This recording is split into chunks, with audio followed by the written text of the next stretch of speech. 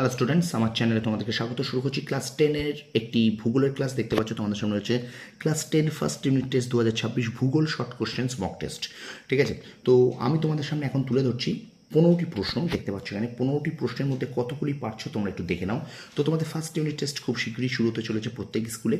তো এই first unit টেস্টে তোমার শর্ট প্রশ্নের প্রিপারেশন কতটা, বারবার বলছি, তুমি শর্ট প্রশ্নের প্রিপারেশন কতটা, তুমি শর্ট প্রশ্ন কেমন পড়েছো, তার একটা তোমার ছোট্ট প্রিপারেশন 15 নম্বরের। ঠিক আছে, এটাকে তুমি একটু মক টেস্ট হিসেবে ধরো।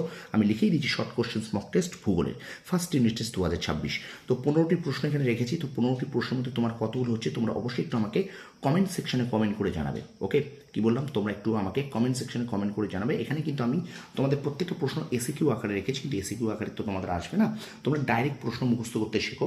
আমি এখানে শূন্যস্থান এসিকিউ আকারে দিচ্ছি। তো তোমাদের যেমন এমসিকিউ থাকবে, এসিকিউ থাকবে, ঠিক শুদ্ধ অশুদ্ধ থাকবে, এসিকিউ থাকবে, স্তম্ভ মেলানো থাকবে, সেই হিসেবে থাকবে। কিন্তু আমি তোমাদেরকে বলবো তোমরা একটু ডাইরেক্ট এইভাবে প্রশ্নোত্তর করা মুখস্থ করো, যাতে এমসিকিউ দেখলেই তোমাদের মনে পড়ে, যাতে শূন্যস্থান দেখলেই তোমাদের মনে পড়ে। ঠিক আছে, তো সুতরাং অনেকে ভাববে যে 4টে এমসিকিউ আমার এমসিকিউ দেখলে মনে পড়ে, কিন্তু না, তোমরা যাতে ডাইরেক্ট মনে করতে পারো সেই অনুযায়ী পড়াশোনাটা করবে। ঠিক আছে, তো এইভাবে আমি কিন্তু 2026 মাধ্যমিক পরীক্ষার সময় কিন্তু প্রচুর এরকম ভিডিও দিয়েছি, মক টেস্ট নিয়েছি। তো সেই সব স্টুডেন্টরা কিন্তু সারাও দিয়েছে।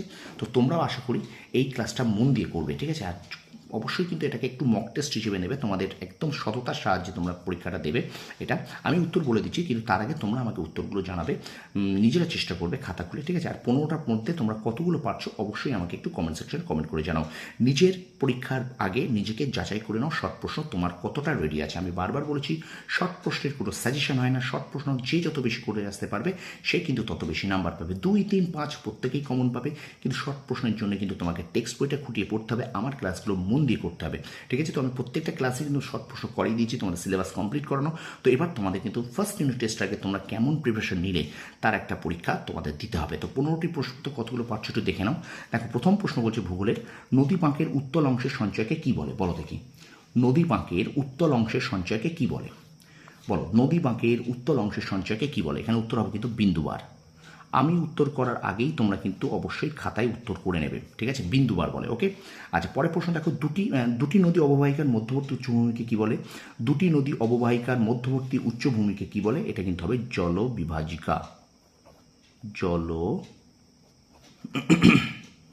বিভাজিকা। ঠিক আছে, তারপর দেখো, নীল নদের বদ্বীপটি দেখতে কেমন? বলো দেখি, নীল নদের বদ্বীপটি দেখতে কেমন? নীল নদের বদ্বীপটি দেখতে কেমন? এটা কিন্তু তবে ধনুকাকৃতি। ধনুকাকৃতি। ঠিক আছে, প্লিজ একটু জানিও কতগুলো পাচ্ছ তুমি 15টার মধ্যে। আচ্ছা, ইউ আকৃতির হিমবাহ উপত্যকাকে কি বলে? ইউ আকৃতির হিমবাহ উপত্যকাকে কি বলে? বলো, ইউ আকৃতির হিমবাহ উপত্যকাকে কি বলে? তোমরা আমার প্রশ্ন উত্তর আগে কিন্তু চেষ্টা করবে। এটা কিন্তু হিমদ্রোণী। হিমদ্রোণী বলে।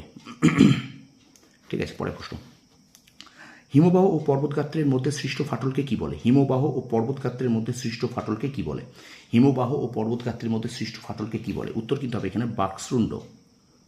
বার্কশ্রুণ্ড। ঠিক আছে, তারপর দেখো, দুটি কড়ির মাঝে উঁচু খাড়া অংশকে কি বলে? দুটি কড়ির মাঝে উঁচু খাড়া অংশকে কি বলে? একটু চেষ্টা করবে তাড়াতাড়ি। দুটি কড়ির মাঝের উঁচু খাড়া অংশকে কি বলে? এখানে উত্তর হবে কিন্তু এরিটি।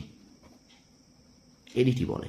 ঠিক আছে, পরের প্রশ্ন, সিয়াচেন হিমবাহটি ড্যাশ পর্বতে অবস্থিত? বলো দেখি, সিয়াচেন হিমবাহটি ড্যাশ পর্বতে অবস্থিত? বলো, সিয়াচেন হিমবাহটি কিন্তু কারাকোরাম পর্বতে অবস্থিত। আচ্ছা, চলমান বালিয়াড়িকে ড্যাশ বলে? বলো উত্তর, চলমান বালিয়াড়িকে ড্যাশ বলে? চলমান বালিয়াড়িকে ড্যাশ বলে? কি হবে? চলমান বালিয়াড়িকে ড্যাশ বলে? উত্তর হবে কিন্তু ধ্রিয়ান।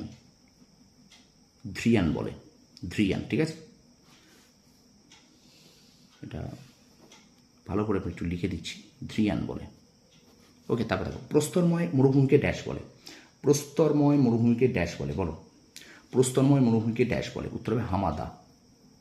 উত্তর কী হবে? হামাদা। ঠিক আছে, স্টুডেন্টস একটু শেয়ার করবে ভিডিওটা, কারণ তোমার বন্ধুরাও যাতে এই মক টেস্টটা দিতে পারে সেই ব্যবস্থা, মানে সেই দায়িত্বটাও তোমাদের একটু আমি দিলাম, তার কারণ তোমরা একটু বেশি করে শেয়ার করবে যাতে তারাও তোমাদের এই মক টেস্টটা দিতে পারে। ঠিক আছে, আর যারা নতুন আছো আমার চ্যানেল, নতুন দেখছো, প্লিজ সাবস্ক্রাইব করে রাখো। এই ধরনের কিন্তু ক্লাস প্রচুর পাবে। আমি কিন্তু ইতিহাসে 2026 মাধ্যমিক পরীক্ষাদের জন্য ইতিহাস, ভূগোল এবং বাংলার ক্লাস কন্টিনিউ করছি, সাজেশনও দিয়ে দিয়েছি। তো সুতরাং তোমরা অবশ্যই একটুখানি সাবস্ক্রাইব করে রাখো, যারা নতুন দেখছো একটু সাবস্ক্রাইব করো। ঠিক আছে, আর লাইক করো, কমেন্ট করো, কমেন্ট করে অবশ্যই কেমন লাগছে ভিডিওটা জানিও, আর 15টার মধ্যে তোমরা কত পারছো সেটাও অবশ্যই জানিও, আর বন্ধুদের কাছে বেশি করে শেয়ার করো। ঠিক আছে, চলো আমরা পরের প্রশ্নে চলে যাই। আচ্ছা, তোমাদের ভারতের যে প্রাকৃতিক পোর্শনটা আছে সেখানে কিন্তু এই অবস্থান ও প্রশাসনিক বিভাগ থেকে এই রাজ্য রাজধানীর প্রশ্নগুলো কিন্তু খুব গুরুত্বপূর্ণ। নাগাল্যান্ডের রাজধানীর নাম কি বলো দেখি? তোমরা রাজ্য রাজধানী পড়েছো না একটু দেখে নাও।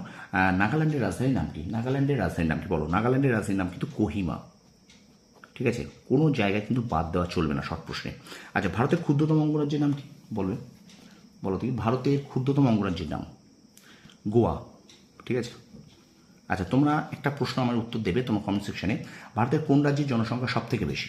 ভারতের কোন রাজ্যের জনসংখ্যা সব থেকে বেশি, এটা তোমরা একটু আমাকে কমেন্ট সেকশনে বলবে। ঠিক আছে, কোন রাজ্যের জনসংখ্যা সব থেকে বেশি। আচ্ছা, পরে দেখো, সাতপুরা পর্বতের সর্বোচ্চ শৃঙ্গের নাম। প্রত্যেকটা পর্বতের সর্বোচ্চ শৃঙ্গ ভীষণ ইম্পর্টেন্ট। সাতপুরা পর্বতের সর্বোচ্চ শৃঙ্গের নাম বলো? সাতপুরা পর্বতের সর্বোচ্চ শৃঙ্গের নাম ধূপগড়। ধূপগড়। আচ্ছা, মালাবার উপকূলের হ্রদগুলিকে কি বলে? মালাবার উপকূলের হ্রদগুলিকে কি বলে? মালাবার উপকূলের হ্রদগুলিকে বলে কয়াল। মালাবার উপকূলের হ্রদগুলিকে কয়াল বলে। 14 দাগ দেখো, ভারতের আবহাওয়া অফিসের সদর দপ্তর কোথায় অবস্থিত? ভারতের আবহাওয়া অফিসের সদর দপ্তর কোথায় অবস্থিত? ভারতের আবহাওয়া অফিসের সদর দপ্তর কোথায় অবস্থিত? এটা হবে নিউ দিল্লি। কোথায়? নিউ দিল্লি। এবং আজকে শেষ প্রশ্ন, পশ্চিমী ঝঞ্ঝা কোন ঋতুতে দেখা যায়? পশ্চিমী ঝঞ্ঝা কোন ঋতুতে দেখা যায়? পশ্চিমী ঝঞ্ঝা কিন্তু শীত ঋতুতে দেখা যায়। ঠিক আছে, তো এই ছিল 15টা প্রশ্ন। তো 15টার মধ্যে তুমি কত পেলে সেটা অবশ্যই একটু আমাকে কমেন্ট সেকশনে কমেন্ট করে জানাবে।